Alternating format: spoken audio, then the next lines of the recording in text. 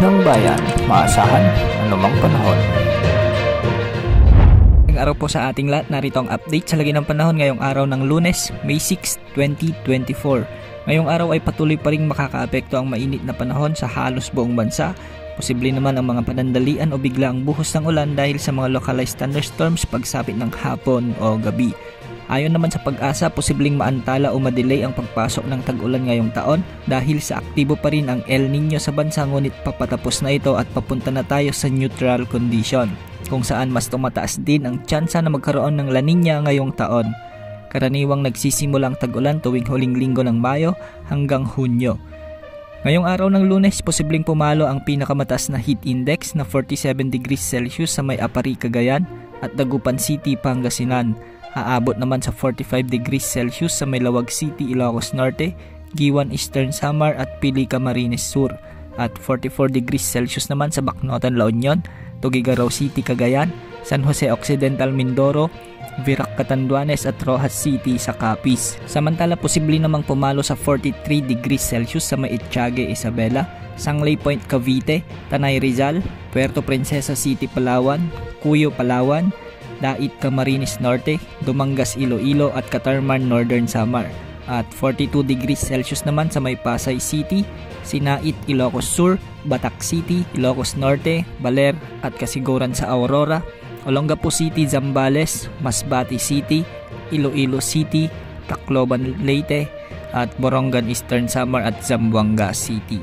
Sa mga susunod na araw ay posibleng mabawasan ng mga lugar na nasa ilalim ng danger level na heat index dahil sa patuloy na paghina ng El Nino sa bansa. Ngunit magiging delikado at mainit pa rin ang temperatura sa maraming lugar sa ating bansa. Para naman sa lagay ng panahon ngayong araw ay magiging bahagyang maulap pa rin ang halos buong Luzon, ngunit posible ang ilang mga pag-ulan dulot ng mga localized thunderstorms sa ilang lugar sa Luzon, particular sa Northern Luzon, Central Luzon, Calabarzon at Bicol Region. Posible rin ang mga pag-ulan sa may Quezon Province at Metro Manila pagsapit ng hapon o gabi. May mga thunderstorms din tayong namamataan sa Visayas, particular sa Iloilo, Bohol, Samar at Leyte Provinces, Antique, Negros Provinces at sa iba pang bahagi ng Eastern Visayas. Sa Mindanao naman ay magiging maulap ang kalangitan at mataas ang tsansa ng pag-ulan sa Davao Region, Zamboanga Peninsula, Soxardian at ilang bahagi ng Surigao Provinces. Ang mga pag-ulang ito ay dulot ng easterlies at ng mga localized thunderstorms.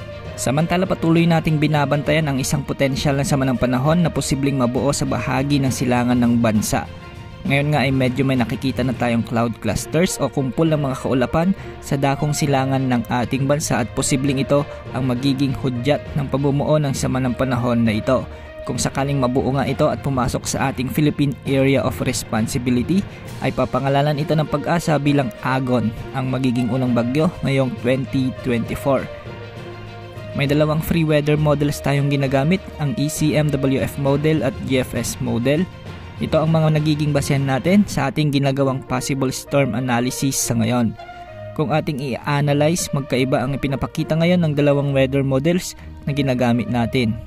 Ayon kasi sa ECMWF model, mabubuo ang sama ng panahon ito bilang low pressure area o hanggang mahinang bagyo lamang o tropical depression. Pagkatapos ay malulusaw na ito at magpapaulan na lamang ang remnants o trough nito sa bahagi ng Eastern Mindanao o Visayas.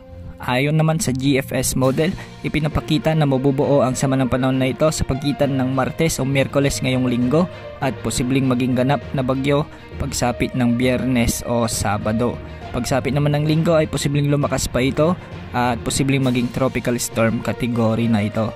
Mas lalapit pa ito sa Lunes sa susunod na linggo sa silangan ng Visayas at Mindanao. Posibleng lumakas pa ito pagsapit ng Lunes sa susunod na linggo at posibleng nasa severe tropical storm na ito. Posibleng maglandfall o daanan nito ang Eastern Visayas, lalo na ang Samar at Leyte Provinces, o di kaya naman ay umakyat pa o tumaas sa Bicol Region at base ito sa nakikita nating simulation mula sa GFS model. Dahil sa mainit ang temperatura ng Pacific Ocean, posibleng magkaroon ito ng rapid intensification o ang mabilisang paglakas ng dala nitong hangin at ulan.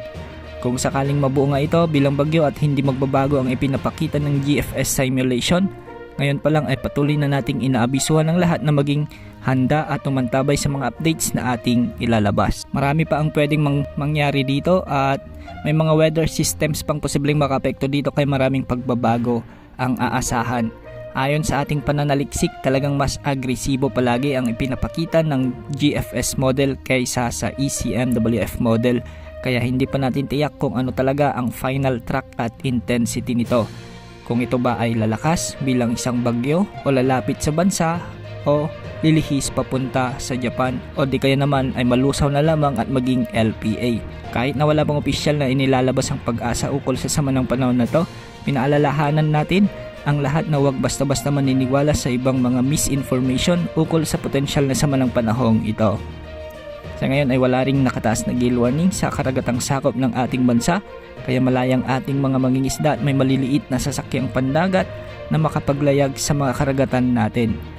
Yan ang update sa lagay ng ating panahon. Ito po ang weather update ng bayan, maasahan anumang panahon.